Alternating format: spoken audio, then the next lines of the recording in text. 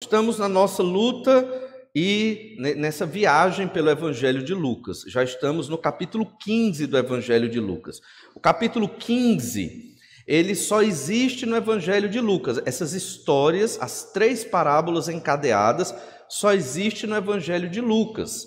São parábolas muito interessantes. Mas antes de você estar abrindo aí no capítulo 15, vamos fazer uma breve retrospectiva para você perceber tudo que nós temos observado até aqui. O Senhor Jesus, desde o capítulo 12, ele tem nos falado sobre lutar contra a hipocrisia, o fermento dos fariseus. No capítulo 12, verso 1, no final do verso 1 diz: acautelai-vos do fermento dos fariseus, que é a hipocrisia. Então, Jesus tem nos falado sobre essa questão. Jesus tem falado sobre a sua vinda, os sinais dos tempos, o julgamento, sobre os servos dele, como devem viver os discípulos do Senhor Jesus Cristo.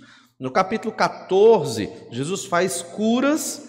Jesus apresenta como o servo de Deus ele deve ser humilde, e no final do capítulo 14, do verso 25 ao 33, Jesus fala do discípulo. Quem é o discípulo de Jesus?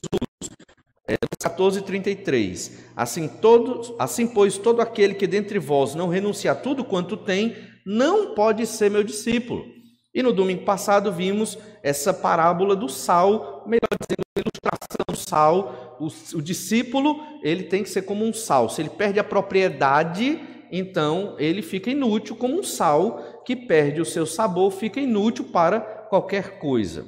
E agora Jesus, ele começa a falar de 3 parábolas, todas as 3 estão relacionadas, né? São parábolas que se referem a coisas perdidas. E é muito importante observar isso, porque o discípulo de Jesus, ele tem que ser como está dizendo nestas 3 parábolas. Ele tem que buscar o que está perdido. Então, desde o capítulo 12 e até antes, Jesus fala sobre a hipocrisia dos fariseus. Essas 3 parábolas, Jesus conta para os fariseus e para os escribas. Olha, capítulo 15, do verso 1 ao verso 2. Aproximavam-se de Jesus todos os publicanos e pecadores para o ouvir. E murmuravam os fariseus e os escribas, dizendo: este recebe pecadores e come com eles. Então, os fariseus e escribas criticavam Jesus, porque o Senhor Jesus, ele estava com publicanos e pecadores, pessoas rejeitadas pelo povo de Israel na época. E Jesus conta essas 3 parábolas. Antes de observar as parábolas, é muito importante destacar o quanto isso ofendia os fariseus. Por que os fariseus eram hipócritas? Haviam vários motivos, mas um deles é porque os fariseus, eles não buscavam os perdidos. Eles se aproveitavam dos perdidos, mas eles não tinham amor por aqueles que estavam indo para o inferno. Eles não tinham amor por aqueles que eram desprezados da nação de Israel. Então, eles eram hipócritas, por quê? Porque eles se colocavam como homens de fé, homens justos, homens íntegros e retos. Mas, na prática, eles não buscavam o que estava perdido. Quando Jesus veio para salvar o pecador, para morrer na cruz e ressuscitar ao 3º dia. Mas Jesus também veio para mostrar ao homem como se vive no mundo caído pelo pecado. É assim que se vive. Então, quando você lê os evangelhos, você aprende como eu devo viver hoje. E Jesus está ensinando isso. Nós crentes temos que buscar o que está perdido. Se nós temos uma vida de santidade e de pureza, mas não buscamos o que está perdido, corremos o risco de ser tão hipócritas como os fariseus. Essa é a lição. Essa é a lição. E isso ofendia os fariseus e escribas. Eles não toleravam Jesus, um rabi, um mestre, no meio daquele povo. Aquele povo rejeitado, aquele povo que a gente nem chega perto, pecadores terríveis. Então, como Jesus está no meio deles e anda com eles e almoça com eles e está ali naquele meio, isso é inconcebível. Jesus ele está se tornando impuro. Era o que os fariseus e escribas pensavam. Então nós temos que nos investigar, temos que refletir, porque podemos estar correndo este mesmo risco. Por isso, a lição desse capítulo todo é em busca do que está perdido. E o que está perdido é o pecador, é o homem perdido nos seus pecados. Todo discípulo de Jesus que é sal, que tem a sua propriedade de ser discípulo, que renunciou tudo por causa de Jesus, todos, sem exceção, tem que buscar o perdido. Todo crente em Jesus tem que levar o evangelho ao que está perdido. Você pode ter a desculpa que você tiver. Eu não sei, eu não tenho um jeito, eu sou tímido. Olha, nenhuma desculpa vai satisfazer Deus.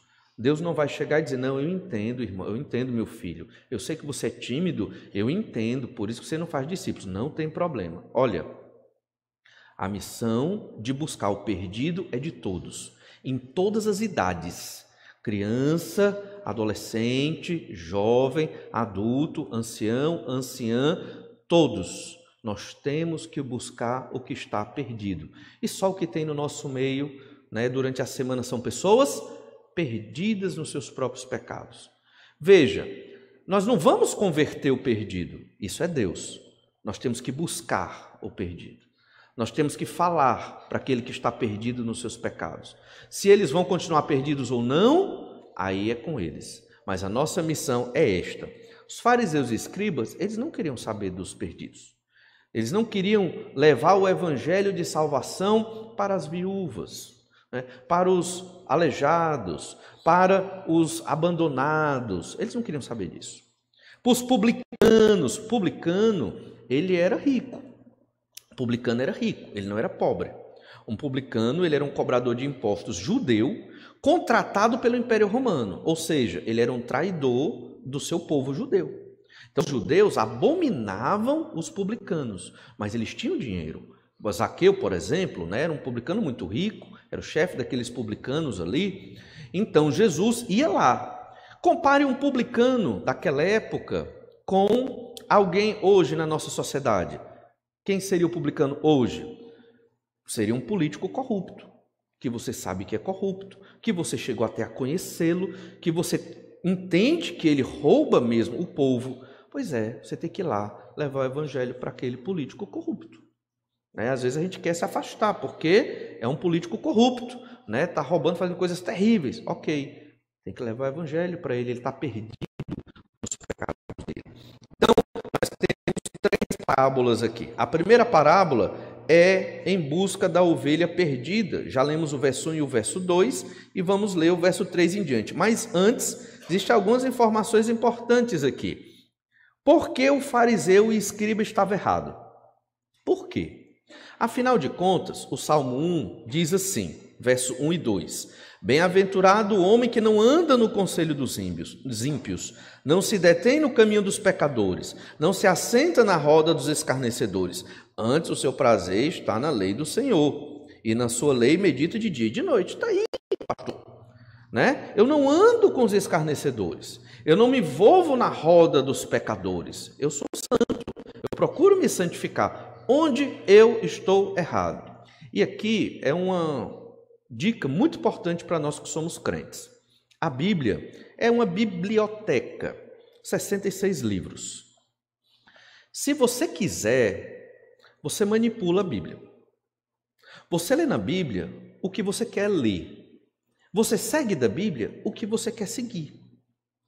E o que você não quer ver, você deixa para lá. Eu não quero ver esses textos da Bíblia. Isso é muito comum, no seminário era do mesmo jeito. No seminário você tem professores severos, médios e professores que são mães, Ou seja, sempre concorda com você e lhe ajuda em tudo. Então você escolhe. Mas eu quero que o professor concorde com o que eu estou dizendo. Você vai para um professor que é uma mãe. Ele sempre vai concordar com você. Não, mas eu quero uma opinião importante. Mas é uma opinião que não vai ir contra o que eu estou pensando. Você vai para um professor moderado. Não, eu quero uma opinião sincera. Você vai para o professor duro. Ele vai dizer a verdade. Se você está certo ou se você está errado.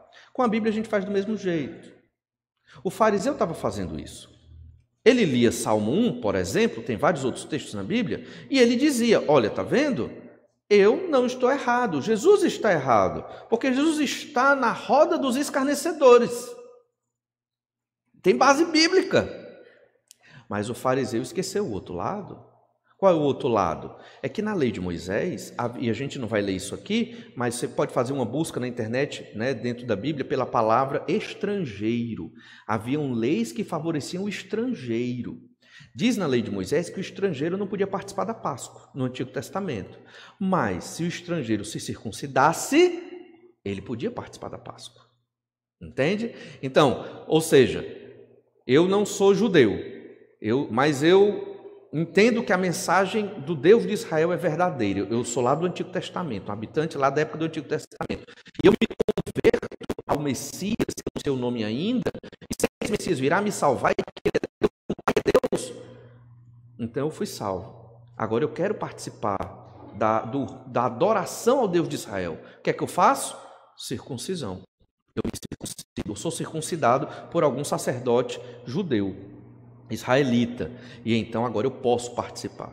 Então, o rabino do Novo Testamento, do primeiro século, ele criou uma outra lei, uma lei onde eu não posso nem tocar em quem não é judeu. E Jesus está no meio dos que não são judeus, no meio dos traidores publicanos, no meio dos pecadores como meretrizes e outros indivíduos da sociedade que estão realmente atolados em pecados terríveis.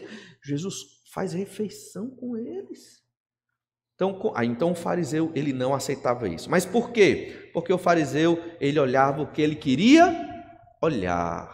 Por isso é importante você ler a sua Bíblia toda, pelo menos uma vez no ano.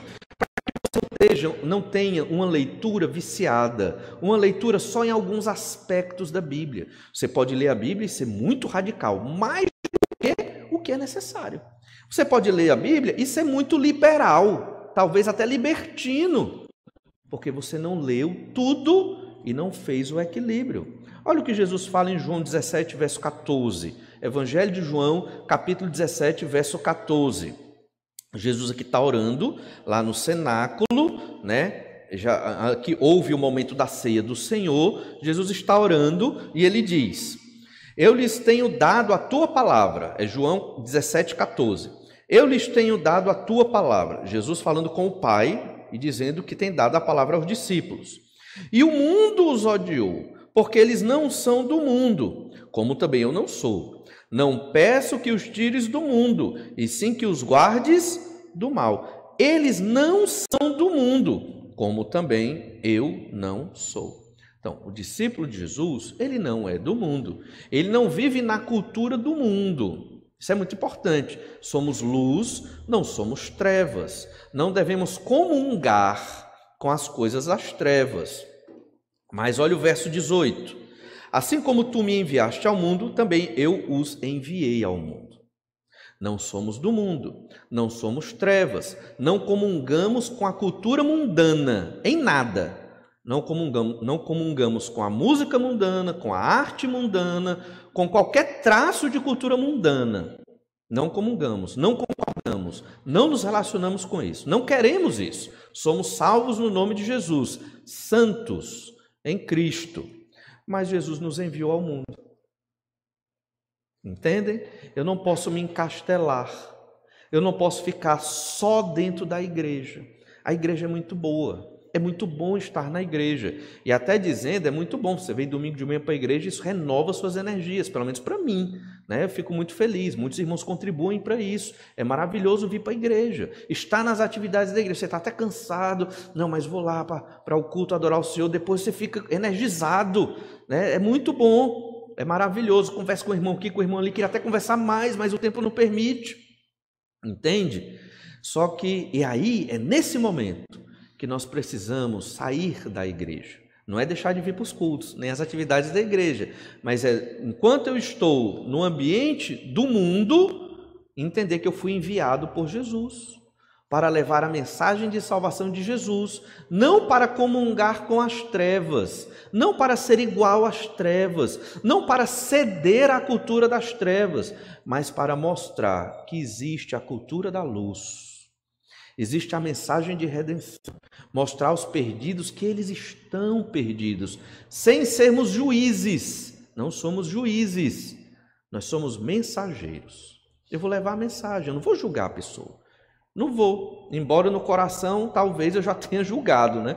Encontrei um irmão que estava, não é dessa igreja, e estava numa situação muito difícil, e aí ele me deu uma notícia muito triste. Ele estava numa igreja dessas muito terrível, e eu disse: irmão, eu não vou te julgar, embora no meu coração eu já te julguei. Eu disse para ele: eu não vou te julgar com as minhas palavras, mas no meu coração eu sei que o caminho que você está é ruim.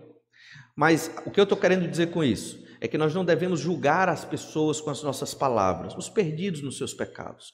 Nós devemos pregar o Evangelho, buscar o perdido. Olha João 17, 23. Eu neles e tu em mim, a fim de que sejam aperfeiçoados na unidade, para que o mundo conheça que tu me enviaste e os amaste, como também amaste a mim.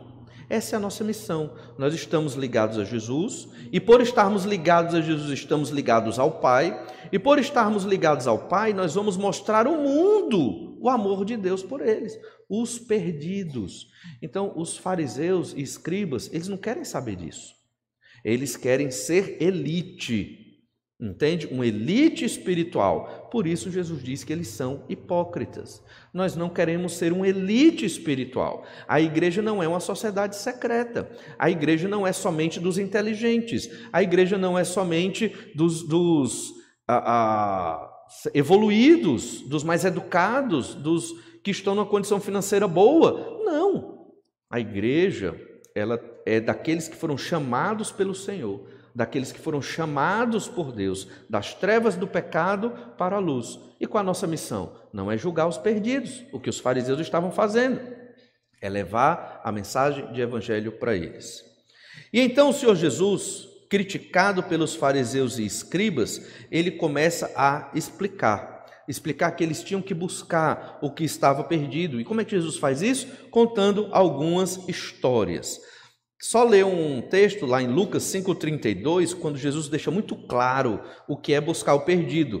Lucas 5,32 diz: não vim chamar justos, e sim pecadores ao arrependimento. Jesus não veio chamar justos, mas pecadores ao arrependimento. Você percebe que esse texto é irônico ou não? Jesus diz: eu não vim chamar justos. Aí vem uma pergunta: há alguém justo na terra? Então Jesus está sendo irônico com os escribas e fariseus. Jesus está dizendo: vocês que se acham justos sem crer em mim, vocês não precisam de mim. Entende? Então Jesus está sendo irônico com os escribas e fariseus e está mostrando: eu vim chamar os pecadores ao arrependimento. Lembra da parábola que Jesus contou há pouco, estudamos há pouco aqui no Evangelho de Lucas, do grande banquete? O Senhor chamou todos os seus amigos, né? E cada um deu uma desculpa. Eu vou casar. Eu comprei uma junta de bois. Cada um tinha uma desculpa. Ninguém ia para o banquete, porque todo mundo estava compromissado. O que é que o dono do banquete, daquela grande festa, o que é que ele fez? Pegou seus servos e disse: chame todo mundo que estiver na rua. Bote para dentro o cego, o coxo, o aleijado, o pobre, o miserável. Chame a todos. O que é que isso significa? Tem o ser humano que ele se acha justo, que ele acha que não precisa de Jesus, ele acha que ele é muito bom, ele acha que ele é muito correto. Jesus não veio para esses. Jesus veio para aqueles que estão arrependidos dos seus pecados, reconhecem a sua miséria de pecado e que reconhecem que precisam de Deus, preciso do Senhor, preciso de Cristo na minha vida. Esses são os que Deus abriu os olhos, esses são os que Deus escolheu, esses vão até Deus através de Jesus. Os escribas e fariseus eram muito religiosos. Eles conheciam o Antigo Testamento, principalmente o Pentateuco, os 5 primeiros livros, decorado. Um jovenzinho judeu com 13 anos sabia o Pentateuco, naquela época, decorado. e ainda conhecia muitos outros textos dos profetas. Eles viviam imersos no Antigo Testamento. Você pode conhecer a Bíblia e estar longe de Deus, porque não está lendo a Bíblia da maneira correta. Você nem pode ser radical, nem pode ser libertino. Você tem que ser cristão, como a Bíblia ensina que um cristão deve viver. E então Jesus fala da primeira parábola, Lucas 15, verso 3. Então lhes propôs Jesus esta parábola: qual dentre vós é o homem que, possuindo 100 ovelhas e perdendo uma delas, não deixa no deserto as 99 e vai em busca da que se perdeu, até encontrá-la? Achando-a, põe-na sobre os ombros, cheio de júbilo, e indo para casa, reúne os amigos e vizinhos, dizendo-lhes: alegrai-vos comigo, porque já achei a minha ovelha perdida. Digo-vos que assim haverá maior júbilo no céu por um pecador que se arrepende, do que por 99 justos que não necessitam de arrependimento. Então, entender um pouco dessa parábola, né? Eu não sei quem aqui foi pastor de ovelhas. Alguém? Ninguém, né? Pois é. Alguém já viu um pastor de ovelhas no Ceará? Ninguém? Eu já vi. No interior. Ah, a irmã também já viu. Pastora de ovelhas. Tudo bem, irmã. Olha aí. Ótimo. Então você vê, tá? Ela vai entender muito bem, não é? Sobre a criação de ovelhas. Eu nunca criei, eu vi, né, como a turma criava ovelhas. Eu me espantei, porque para mim a ovelha da televisão é toda cheia de fofinha, né? Cheia de pelo e tudo. A ovelha que chama ovelha aqui no Ceará, ela não tem esses pelo todo. Ela é mais magrinha lá. Mas bem, mas nós temos que entender então o que era um pastor de ovelhas naquela época e essa história de Jesus. Primeiro, você ouve assim: um homem possui 100 ovelhas, você acha que ele é rico, né? Não, era pobre. Um pastor de 100 ovelhas era um pastor pobre naquela época. E se ele estava pastoreando, é porque ele não tinha ninguém para pastorear. Então era mais pobre ainda, ele não tinha servos. Era ele que cuidava das próprias ovelhas. Era um homem simples. E ele estava ali sem recursos. A vida dele eram aquelas 100 ovelhas e ele tomava de conta daquelas ovelhas. As ovelhas são animais gregários, ou seja, só vivem em grupo. Quando uma ovelha se perde, não é porque ou sai do rebanho, não é porque ela é rebelde. É porque as ovelhas também são animais pouco espertos. Não são animais muito espertos. Tem animais espertos, né? Tem uns cachorrinhos aí que só falta falar, né? Uns macacos aí que fazem muita coisa. Mas as ovelhas não. As ovelhas não são espertas. Então, o que é que acontece? Está aqui o rebanho das 100, aí uma ovelha vê um negócio se mexendo, ela olha, aí vai atrás. Aí ali já vai para outra coisa, ela se distrai. Quando ela olha, cadê o rebanho? O que é que ela faz? Ela para e deita. Porque ela fica com medo, ela não sabe fazer nada. É ovelha, ela não sabe. Então ela fica ali parada, esperando o pastor. Essa é a ovelha de Israel. A ovelha aqui do Ceará é diferente. Ela é mais esperta. Pelo menos as que eu vi, ovelha cearense, ela tinha umas ovelhas que escalavam a cerca de arame. É uma ovelha muito, né, desenvolvida. Então, mas sério, então esse pastor, ele foi atrás da ovelha que estava perdida. Na época de Jesus, uma barreira muito grande entre publicanos pecadores, e existia uma barreira muito grande entre publicanos, pecadores e judeus. Então eles não se falavam, eles não conviviam. Então os publicanos, como nós dissemos, eram esses cobradores de impostos, e eles estavam à margem da sociedade. Não eram pobres, como outros pecadores, mas eles tinham condição de vida boa, porque eles cobravam os impostos romanos, eles ficavam com parte daqueles impostos, então eles tinham uma vida considerável. Mas estes são os que estão perdidos, os que ninguém vai atrás. O pastor, então, quando ele encontra essa ovelha perdida, ele coloca ela nos ombros, porque ela está com tanto medo e tão trêmula que ela não consegue nem caminhar. Aí ele pegava, botava ela nos ombros e trazia para o rebanho, para ela ir se recuperando. Eram realmente as ovelhas muito, muito frágeis. E então ele se alegrava muito com aquela ovelha. Chamava os vizinhos, dava uma festa, às vezes um banquete, e então se alegrava com a ovelha ali. Interessante, no verso 6, que nós lemos assim: indo para casa, reúne os amigos vizinhos, dizendo-lhes: alegrai-vos comigo, porque já achei a minha ovelha perdida. A ovelha perdida, a ovelha que está fora do rebanho, são os pecadores, que estão distantes de nós. É isso que Jesus está querendo dizer. É um pecador que não está, muitas vezes, nem no seu convívio. É uma pessoa que é tão pecadora, que você não tem vontade nem de estar perto dela. Assim eram os publicanos, os pecadores, as prostitutas. E aí, então está incentivando, pastor, nós irmos atrás de evangelizar as prostitutas? Não necessariamente. Não é que você vai numa busca atrás delas, mas é que se aparecer, ou se você tiver a oportunidade, pregue o evangelho. Ou se Deus colocar no seu coração, pregue o evangelho. Sugestão: os homens não. As mulheres vão, evangelizam essas outras mulheres que estão perdidas. Entende? Mas Jesus as evangelizou. É verdade. É proibido um homem evangelizar uma prostituta? Não. Mas, muito cuidado, né? Muita sabedoria do Senhor nesses momentos de evangelismo. O fato é que, por várias questões sociais, nós, como crentes, acabamos não indo atrás do perdido, o excluído da sociedade, o excluído da igreja, aquela pessoa que a gente não quer nem chegar perto. Isso é natural do pecador. Nós que somos crentes no Senhor Jesus Cristo temos uma vida muito boa. Talvez você não note, mas temos uma vida muito boa. E é nesse momento, de tantas bênçãos que Deus nos dá, que nós temos que parar e olhar o que está perdido e pregar o evangelho para ele. Se você pregar o evangelho, pelo menos para uma pessoa por dia, que bênção vai ser, né? Você não precisa dar todo um estudo bíblico elaborado para aquela pessoa, mas você pode falar do pecado, do amor de Cristo, da salvação no nome do Senhor Jesus. E o pouco que você fala é muito para aquela pessoa que está perdida. Mas veja no verso 7 o que é dito pelo autor do evangelho. Digo-vos, Lucas 15, 7, digo-vos que assim haverá maior júbilo no céu por um pecador que se arrepende do que por 99 justos que não necessitam de arrependimento. Quando lemos essa parábola, às vezes nós pensamos assim: a igreja são os 99, né?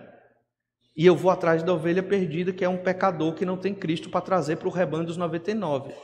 Só que uma parábola, ela não precisa, digamos assim, seguir uma lógica em todos os seus momentos. É uma ilustração apenas. E como você observa aqui, o rebanho dos 99 justos, como é um justo que não precisa de arrependimento? Todo justo precisa de arrependimento. Jesus está falando isso aqui para judeus. Então ele está dizendo: da casa de Israel, a alegria é por um pecador que se arrepende e vem para o reino de Deus, do que 99 judeus que acham que não precisam de arrependimento. É isso que Jesus está dizendo. Então isso aqui não é necessariamente falando da igreja. Jesus novamente está sendo irônico para com os judeus. Há algum justo que possa ser justo sem reconhecer que precisa de arrependimento? Não existe. Todo justo, justo aqui é o crente, todo justo, todo salvo, necessita de arrependimento. Jesus está falando de Israel, da nação de Israel. Deus se alegra com um que se arrependeu dos seus pecados, porque esse vai ser salvo, do que com 99 judeus, que eu não preciso me arrepender, eu sou fariseu. Eu não preciso de arrependimento, eu guardo a lei de Moisés. Eu não preciso me arrepender, eu sou da descendência de Abraão. Em muitas igrejas evangélicas, não mais é pregado o arrependimento de pecados. Sabiam disso? É incrível, mas é verdade. Nós vivemos aqui na nossa igreja, em certo sentido até protegidos, vivemos bem pela graça de Deus. Muitos não, eu pelo menos desconheço, tenho um irmão que sempre me atualiza dos assuntos das heresias das igrejas evangélicas, né? Mas eu não conheço muita coisa. Mas existem igrejas que não falam de arrependimento de pecado, que não falam de condenação de pecado, que não falam que somos pecadores. As igrejas, elas acabaram tendo um discurso, uma pregação motivacional. Aquela ideia: você é filho do rei, você é especial, você é tão importante como Jesus. Teve um que disse um negócio desse recentemente. Você e Jesus não tira nada, você é tão importante quanto Jesus. Isso é um absurdo. Mas tem gente pregando, pregadorzão no YouTube, igreja lotada, e a turma aplaudindo e vibrando. Isso não é a palavra de Deus, não é. E Jesus está dizendo exatamente isso. Temos que buscar o que está perdido. O que é que está perdido? É aquele pecador que está distante de nós, que nós precisamos levar o evangelho para eles. São famílias destruídas, pessoas que vivem nos vícios, nas drogas, adúlteros, adúlteras. Essas pessoas precisam do evangelho. E outras também, todas precisam do evangelho, todos estão perdidos. Mas na nossa visão social, tem uns mais distantes de nós do que outros. Sinceramente, é difícil você abarcar toda a sociedade. É difícil. Não temos tempo suficiente para isso. Mas o que é que essa mensagem de Jesus nos diz? Busque o perdido.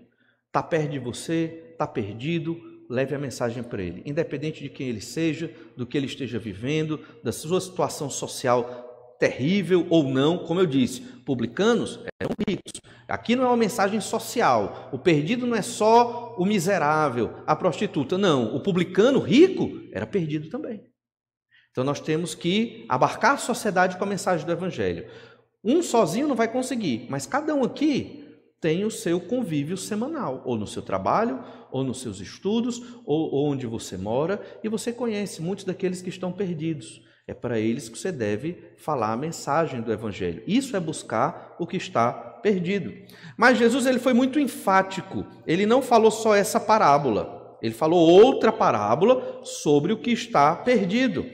Em busca da moeda perdida, do verso 8 ao verso 10. Olha o que diz aí. Ou qual é a mulher que, tendo 10 dracmas, se perder uma, não acende a candeia, varre a casa e a procura diligentemente até encontrá-la? E tendo-a achado, reúne as amigas e vizinhos, dizendo: alegrai-vos comigo, porque achei a dracma que eu tinha perdido. Eu vos afirmo que, de igual modo, há júbilo diante dos anjos de Deus por um pecador que se arrepende. Então veja, ovelha perdida, moeda perdida. A dracma era uma moeda de prata. Uma mulher, quando ela se casava, ela recebia um dote, cerca de 10 moedas de prata, e essas moedas ela fazia uma espécie de cordão, colar, ou usava até na cabeça às vezes, e ali era o seguro dela. Se o marido morresse, ela ia vendendo essas moedas para poder se manter. Ela sempre carregava as moedas de prata com ela, que ela recebeu no dote do seu casamento. Era uma espécie de seguro para a vida daquela mulher, porque se o marido morre e ela, digamos, os filhos estão longe, ou casaram, ou também não tem filhos, ela fica sozinha, e aí não tinha trabalho para a mulher naquela época, era muito difícil, até tinha, mas era muito raro. Então a mulher virava uma mendicante, ia mendigar para poder sobreviver. As viúvas, normalmente, na época do Novo Testamento, mendigavam para sobreviver. Então essa mulher tinha essas moedas, perdeu uma. Veja bem, ela tinha 10 dracmas, 10 moedas de prata, perdeu uma, e essa moeda era muito valiosa para ela. É interessante como Lucas escreve o evangelho aqui. Em vários momentos ele usa pares para poder apresentar uma mensagem. Pares, um homem e uma mulher. Então você observa no evangelho de Lucas, Zacarias e Isabel, um par. José e Maria, outro par. Simeão e Ana. Você tem a viúva de Sarepta e Naamã, o Ciro que foi curado. Você tem o homem com o grão de mostarda e a mulher que adiciona o fermento à massa. São histórias e parábolas que se complementam. E aqui não é diferente. Você tem um homem, um pastor que perdeu uma ovelha. E você tem uma mulher que perdeu uma moeda.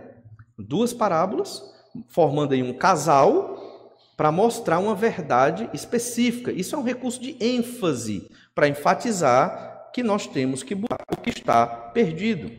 As casas naquela época explicam muito por que essa mulher acendeu uma candeia para procurar. Você podia dizer assim, não, é porque estava de noite. Mas normalmente eles dormiam cedo, né? Quando o sol ia se pôr, pouco tempo depois, a turma ia dormir e acordava muito cedo. Não tinha televisão, ninguém ficava até meia-noite, não tinha nada disso. Então era muito comum dormir mais cedo. Muito provável que essa mulher perdeu a moeda durante o dia, trabalhando na sua casa. Como eram as casas naquela época? A casa normalmente não tinha janelas. Uma casa que tinha janelas era uma casa de rico. Essa mulher, provavelmente, a casa dela não tinha janelas, mas tinha um buraco no teto, entre o teto e a parede da casa, para entrar algum ar e alguma luminosidade. Mas não deu para ela achar a moeda só com essa luz. Ela acende a candeia, pega a vassoura e vai varrendo para ver o barulho da moeda, quando ela bate em alguma coisa. E então ela bateu a vassoura na moeda, achou a moeda pelo barulho e com a pouca luminosidade, que a casa era escura, e então ela ficou muito feliz e muito alegre. Olha o verso 10.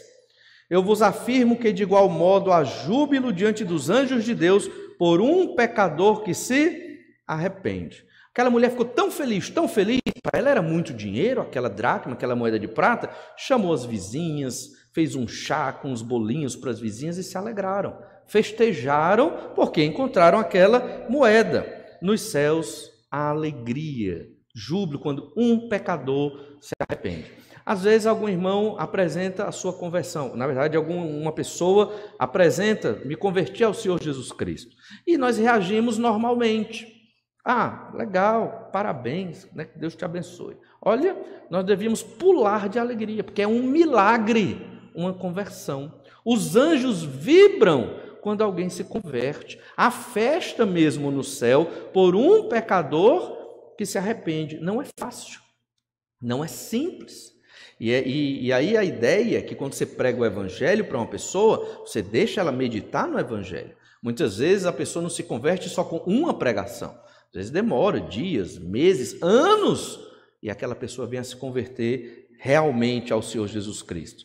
Lá em Lucas, capítulo 15, verso 9, mostra a alegria dessas mulheres. E tendo achado, reúne as amigas vizinhas, dizendo, alegrai-vos comigo, achei a dracma que eu tinha perdido. É a sociedade feminina da época. Fizeram a sociedade feminina ali, se alegraram, nesse caso, por causa da moeda que estava perdida. Essas duas parábolas, elas tratam do mesmo tema e têm elementos comuns. Primeiro, a busca do que estava perdido. Nós temos que buscar o que está perdido. É o homem pecador. Quer seja rico ou pobre, não importa a condição social dele, quer esteja perto ou longe, todo discípulo de Jesus que mantém as características de discípulo tem que ir atrás do perdido. Isso não é só para o pastor, nem só para o missionário. Por sinal, para mim, eu me vigio muito nisso porque é muito complicado. Eu passo o tempo todo com os crentes. Às vezes eu sinto falta, eu vou pregar o evangelho para alguém. Eu saí num canto aí só para pregar o evangelho, porque eu fico muito tempo sem pregar o evangelho para ninguém. E é ruim isso, não é bom, porque sempre os crentes, não estou reclamando, é muito bom estar entre os crentes, mas como discípulo de Jesus eu tenho que pregar para o perdido. A vantagem de ir à universidade é porque eu tenho a oportunidade de pregar para os perdidos. Ali só o que tem é perdido, é um celeiro de perdido. Então você pode pregar o evangelho à vontade, né? E se me ouvirem, né, no YouTube esta mensagem, eu serei demitido em breve, porque eu falei que todo mundo está perdido, né? Outra verdade, outro elemento que se repete nessas duas parábolas, a diligência e o esforço na busca pelo que está perdido. Você tem que se esforçar. O pastor, ele se esforçou para pegar a ovelha. Ele trouxe ela nos ombros. Houve esforço. Não é natural, não é fácil, mas não é impossível. Ah, pastor, não tenho o conhecimento bíblico necessário. Tem. Todo mundo aqui tem. Está transbordando de conhecimento bíblico para pregar o evangelho. Todo mundo aqui. Não tenho dúvida. Todo mundo sabe João 3,16, todo mundo sabe falar do seu testemunho de conversão, todo mundo sabe falar o que é pecado, o que Jesus fez na cruz, né, pela minha vida, todo mundo aqui sabe. Então todo mundo pode pregar, não é verdade? Mas tem que se esforçar. A mulher, lamparinazinha acesa, a vassoura varrendo, procurando aquela moeda. Quanto tempo ela não passou tentando achar aquela moeda? Quanto tempo o pastor não passou indo atrás da ovelha, que ficou ali quietinha, esperando o pastor chegar? Diligência e esforço. Todos nós temos que buscar o perdido. Se aquele perdido que eu preguei vai se converter ou não, é outra história. É com Deus, mas eu tenho que ir atrás. E por fim, a alegria. As duas parábolas falam da alegria e da festa de encontrar o perdido. Então a igreja deve se alegrar com uma conversão. A igreja deve se alegrar quando alguém que está nas trevas e vem para a luz porque creu no nome do Senhor Jesus Cristo. Uma comemoração, realmente alegria, porque nos céus há comemoração. Muito mais nós devemos seguir esse exemplo. Tudo isso, irmãos, foi para os escribas e fariseus. Essa mensagem foram para pessoas religiosas, hipócritas, se diziam justos e santos, mas não buscavam o perdido. Queremos ser santos, somos santos em Cristo e estamos nos aperfeiçoando em santidade. Sou santo ao vir à igreja, sou santo ao entoar os cânticos, sou santo ao ler a minha Bíblia. Mas se eu não for atrás do perdido, essa minha santidade ela está incompleta. Está faltando alguma coisa para eu ser sal. Como Jesus disse, o discípulo, ele é sal. Ele tem que salgar. O discípulo, ele deixa tudo por Jesus. Deixa a timidez, deixa o medo, deixa os preconceitos sociais, deixa o que for necessário para pregar o evangelho ao que está perdido. Próximo domingo, nós observaremos a terceira dessas parábolas, que foram contadas por Jesus todas juntas, acerca do que está perdido, só que o nosso tempo não permite. Jesus contava essas parábolas e ele não explicava, né? Muitas delas são até autoexplicativas, ele esperava que o povo entendesse. Algumas ele explicou, mas essas não. Mas no nosso caso é necessário. Então, próximo domingo, nós ouviremos a parábola do filho perdido. Vamos orar, pedir que o Senhor nos abençoe. Pai, te agradecemos muito por tua graça e misericórdia, pelo teu amor para conosco. Te agradecemos porque o Senhor enviou Jesus para morrer numa cruz pelos nossos pecados e pedimos que o Senhor nos ajude, ó Pai, a ser como Jesus, que foi atrás dos perdidos.